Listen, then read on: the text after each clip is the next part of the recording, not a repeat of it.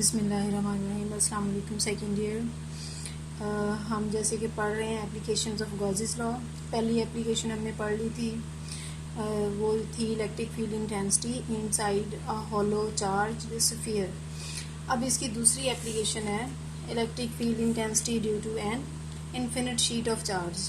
ठीक है, अब इनफिनिट शीट ऑफ चार्ज क्या है? ये एक शीट है, जैसे एक पेपर है, उसकी पूरी सरफेस के ऊपर क्या हुआ है? यूनिफॉर्म चार्ज डिस्ट्रीब्यूशन है। ठीक है, अब ये जो यूनिफॉर्म चार्ज डिस्ट्रीब्यूशन है इसकी सरफेस पे इन्फिनिट इसलिए कहा हुआ है कि इस शीट की लेंथ और विड्थ जो है वो इन्फिनिट ही है, बहुत ज़्यादा। आप क्या देखना चाहते हैं कि इस शीट की वजह से इस पॉइंट पी पे, ये वाला एक पॉइंट पी मैंने यहाँ पे लिया, इस पॉइंट पी पे इलेक्ट्रिक फील्ड इंटेंसिटी की वैल्यू कितनी है। अब यहाँ पे इलेक्ट्रिक फील्ड इंटेंसिटी की वैल्यू देखने के लिए गॉसेस लॉ जब भी अप्लाई करना है उसमें सबसे पहले क्या लेना है? एक गॉसियन सरफेस। अब गॉसियन सरफेस की शेप की लें, ये बस एक क्लोज्ड सरफेस है और इसकी शेप जो है वो symmetry of the problem decide करेगी कि कैसी लेनी है। यहाँ पे इसकी जो हम शेप ले रहे हैं वो एक क्लोज्ड सिलेंडर की फॉर्म में ले रहे हैं। अब ये सिलेंडर ऐसे है जैसे पेपर की एक साइड से सिलेंडर लेके उसके अंदर से गुजार के दूसरी साइड पे गया हुआ है, यानी ये सिलेंडर जो है ये इस पेपर के अंदर से गुजार के हमने ऐसे खड़ा किया हुआ है। अब हम देखेंगे कि इस सिलेंडर की डिफरेंट सरफेसेस में से कितना फ्लक्स बाहर आ रहा है।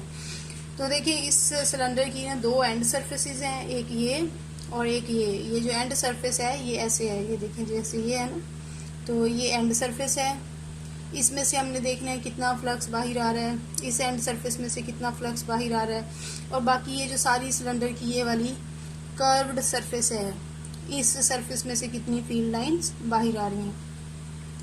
तो इसमें से देखें ये जो फील्ड है, जाहिर है ये इलेक्ट्रिक पॉजिटिव चार्जेस हैं, तो इनसे इलेक्ट्रिक फील्ड इंटेंसिटी की डायरेक्शन क्या होगी? अवे होगी। तो यहाँ पे भी इस तरह से फील्ड लाइंस जा रही होंगी, इधर वाली साइड से भी इस तरह perpendicular to the page field lines जो हैं वो आ रही हैं इस शीट के परपेंडिकुलर। तो ये जो एंड सरफेसेस हमने ली हैं S1, इस पे अगर हम इलेक्ट्रिक फील्ड इंटेंसिटी की वैल्यू की डायरेक्शन ड्रॉ करें और वेक्टर एरिया की डायरेक्शन, वेक्टर एरिया भी नॉर्मल टू द सरफेस होता है, तो देखें E भी नॉर्मल टू द सरफेस है और वेक्टर एरिया भी, तो दोनों के दरमियान जो एंगल है वो 0 डिग्री बन रहा है। इसी तरह यहाँ पे दोनों की डायरेक्शंस ड्रॉ करें E और A की, तो यहाँ भी दोनों एक दूसरे के पैरेलल बन रहे हैं, यानी एंगल क्या बन रहा है? 0 डिग्री। अब ये जो कर्व्ड सरफेस है ना, इसमें किसी भी पॉइंट पे अगर हम देखें, देखिए कर्व्ड सरफेस पे जो एरिया होता है वो normal to the curved surface ही होगा हर पॉइंट पे, यानी along the radius of the curve. तो ये जो फील्ड लाइंस हैं ई जो है ना, ये और कर्व्ड सरफेस पे जो वेक्टर एरिया है ये आपस में परपेंडिकुलर रहेंगे हर पॉइंट पे, तो एंगल क्या हो गया? 90 डिग्री का। अब हमने क्या करना है? फ्लक्स इन तीनों सरफेसेस में से फ्लक्स देख के उसको ऐड कर लेना है और उससे हम निकालेंगे टोटल फ्लक्स। तो देखिए इसमें ना ये जो फ्लक्स है φ1, यानी इस एंड सरफेस में से उसे हमने लिख लिया E dot A, E A cos theta, ये फ्लक्स की जनरल डेफिनेशन है। ई ए कॉस ऑफ 0 डिग्री आ जाएगा क्योंकि एंगल 0 है यहाँ पे, और फ्लक्स क्या हो गया? ई ए। इसी तरह ये जो दूसरी एंड सरफेस है इसमें से भी फ्लक्स की वैल्यू क्या आ जाएगी? E dot A, E A cos of 0 degree, क्योंकि cos of 0 degree is equal to 1 है, तो ये ई ए हो गया। और जो ये जो कर्व्ड सरफेस है इसमें से फ्लक्स क्या होगा? इसमें एंगल की वैल्यू क्योंकि 90 डिग्री आ जाएगी और कॉज 90 की वैल्यू 0 होती है, तो टोटल फ्लक्स यहाँ से क्या हो गया? 0। अब टोटल फ्लक्स जो हमने देखना है वो φ1, φ2 और φ3 का सम है, इसमें वैल्यूज पुट कर दी, तो टोटल जो फ्लक्स है through this closed Gaussian surface जो कि in the form of cylinder है, उसमें से कितना आ गया? 2EA आ गया। ठीक है, अब गॉसेस लॉ क्या कहता है कि फ्लक्स किसके इक्वल होता है? 1/ε0 multiplied by charge enclosed by the surface. अब चार्ज कितना एनक्लोज किया हुआ इस सरफेस ने, उसके लिए देखिए हम पहले एक टर्म डिफाइन कर लेते हैं, चार्ज डेंसिटी। चार्ज डेंसिटी क्या कहते हैं किसको? कि ये charge per unit area of the surface है, यानी ये जो सरफेस है इसके यूनिट एरिया पे कितना चार्ज है वो कहलाएगा यूनिट एरिया, यानी 1 स्क्वायर मीटर। 1 स्क्वायर मीटर पे जो चार्ज है उसे हम इसकी चार्ज डेंसिटी कहते हैं और उसे हम सिग्मा से रिप्रेजेंट करते हैं। तो इसमें वैल्यूज पुट कर लें, चार्ज को क्यू से, एरिया को ए से करें तो sigma is equal to Q over A है। तो क्योंकि चार्ज डेंसिटी Q और A है, तो इस एंड सरफेस A में कितना चार्ज होगा, यहाँ पे देखें, यहाँ से नजर आ रहा है कितना चार्ज होगा। अगर यूनिट एरिया में सिग्मा है तो A एरिया में कितना चार्ज होगा, उसे हम लिख सकते हैं सिग्मा A। ठीक है, यूनिट एरिया का चार्ज है सिग्मा 1 स्क्वायर मीटर का, तो जितना एरिया होगा उतने एरिया से सिग्मा को मल्टीप्लाई कर देंगे तो हमें चार्ज मिल जाएगा।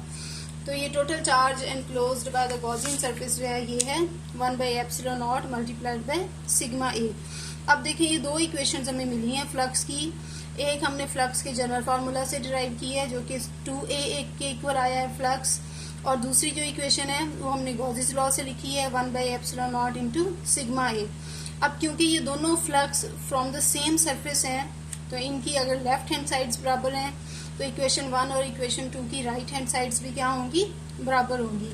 तो इसको अगर हम कंपेयर कर लें राइट हैंड साइड्स को, तो देखें 2A इक्वल बनता है 1/ε0 मल्टीप्लाइड बाय सिग्मा A के। यहाँ से A और A कट जाएंगे, E सिग्मा ओवर 2ε0, और वेक्टर फॉर्म में लिखेंगे तो साथ ही यूनिट वेक्टर r कैप लगा देंगे। ठीक है, अब एक थर्ड एप्लीकेशन है इसकी, इलेक्ट्रिक फील्ड ये between two oppositely charged parallel plates. जैसे हमने पहले पढ़ा था कि जो पैरेलल प्लेट्स होती हैं उनके दरमियान जो फील्ड होता है वो in the form of straight lines होता है, यानी यूनिफॉर्म फील्ड है।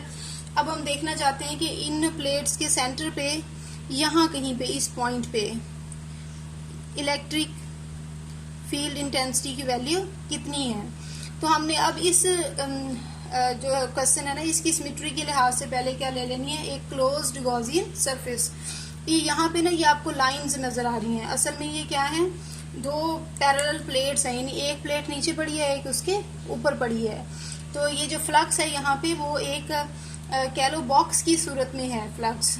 तो हम ये जो क्लोज्ड गॉसियन सरफेस लेंगे यहाँ पे वो भी एक बॉक्स की सूरत में लेंगे। यहाँ पे देखिए ये आपको ऐसे लग रहा है जैसे एक रेक्टेंगल लिए, ये असल में रेक्टेंगल नहीं है, ये एक क्यूबिकल शेप की गॉसियन सरफेस है, इसको मैंने रीड्रॉ किया यहाँ पे। यानी असल में हमने गॉसियन सरफेस इसके अंदर ये पॉइंट P उसी गॉसियन सरफेस की सरफेस पे लाई कर रहा है। ये हमने इस तरह की सरफेस ली। अब हम देखेंगे इसकी डिफरेंट सरफेसेस में से कितना फ्लक्स बाहर आता है। तो इसकी ये एक सरफेस ले लें, ये वाली, इसमें से देखेंगे कितना फ्लक्स है। एक ये नीचे वाली सरफेस है, इसमें से कितना फ्लक्स है। ये साइड वाली सरफेस में से कितना फ्लक्स है, और ये ऊपर वाली सरफेस में से कितना फ्लक्स है। तो इसे हम S1 कह देते हैं, S2 कह देते हैं, S3 और S4। अब देखें S1 में देखें अगर हम फील्ड लाइंस ऊपर से नीचे हैं हर जगह पे, तो S1 सरफेस का जो वेक्टर एरिया होगा वो इस सरफेस पे नॉर्मल है। फ्लक्स यानी फील्ड लाइंस ऊपर से नीचे हैं, तो ये एंगल कितना बनता है, ये 90 डिग्री का बनता है। इसी तरह इस S2 वाली सरफेस में भी ये एंगल कितना बनता है, 90 डिग्री का बनता है। और ये जो S3 है इसमें E भी ऊपर से नीचे और वेक्टर एरिया की डायरेक्शन भी ऊपर से नीचे, तो ये एंगल कितना बना, 0 डिग्री का बना। और ऊपर वाली जो सरफेस है ये वैसे ही हमने कहाँ पे ली है, देखिए यहाँ पे ली है जो इलेक्ट्रिक फील्ड से ही बाहर है। तो अब हम देखेंगे फ्लक्स इन सारी सरफेसेस की वजह से φ1 EA कॉज ऑफ 90 डिग्री, अभी मैंने बताया था 0 हो गया। φ2 में भी एंगल 90 डिग्री आएगा तो फ्लक्स क्या हो जाएगा, 0। और φ3 में ये एंगल कितना आया, 0 डिग्री का, तो फ्लक्स EA के इक्वल आ गया। और φ4 जो है इस सरफेस में से, तो हम कहेंगे कि ये सरफेस ही क्योंकि आउटसाइड द फील्ड है, E की वैल्यू 0 होगी तो फ्लक्स क्या हो गया, 0। अब टोटल फ्लक्स क्या होगा, इन सारे जो 4 सरफेसेस हैं उनके फ्लक्स को ऐड कर लें, तो टोटल फ्लक्स क्या आ गया, EA के इक्वल आ गया। ये आ गया फ्लक्स की डेफिनेशन से। अब हमने देखना है गॉसियस लॉ से फ्लक्स की वैल्यू क्या है, वो अगेन वही है 1/ε0 multiplied by charge enclosed by the surface. अब ये चार्ज इस सरफेस के अंदर कितना चार्ज एनक्लोज हुआ है, उसके लिए अगेन हम चार्ज डेंसिटी वाली डेफिनेशन लेंगे, सिग्मा Q ओवर A होता है, तो Q is equal to sigma A है। तो यहाँ पे 1/ε0 मल्टीप्लाइड बाय सिग्मा A हो जाएगा। ये दोनों इक्वेशंस जो है ना इनको कंपेयर कर लें, ये एक फ्लक्स की जनरल डेफिनेशन में से बनाई है, एक गॉसियस लॉ में से। इन दोनों को जब हम कंपेयर करेंगे तो EA इक्वल आ जाएगा 1/ε0 इंटू सिग्मा ए के। तो E is equal to sigma over ε0, vector form में लिखेंगे तो ऐसे।